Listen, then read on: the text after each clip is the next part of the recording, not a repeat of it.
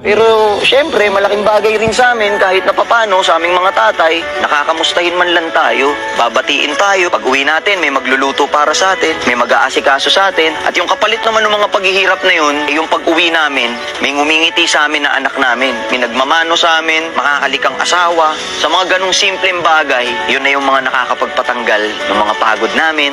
Kumbaga parang pag nag-bless at saka humalik sa iyo yung anak mo, pati yung asawa mo, kumbaga parang na-recharge ka ulit eh. Ready ka na naman lumaban sa gera ng buong mundo para sa mga pangarap mo. Kahit hindi na nga pangarap mo eh, para sa mga anak mo na lang. Pero kahit gaano man kami kapagod at gaano man kami kahirap, nahirapan sa pag-construction, nahirapan sa pag-deliver, nahirapan sa paggagwardya, nahirapan sa pagiging empleyado, nahirapan sa pagpapatrol.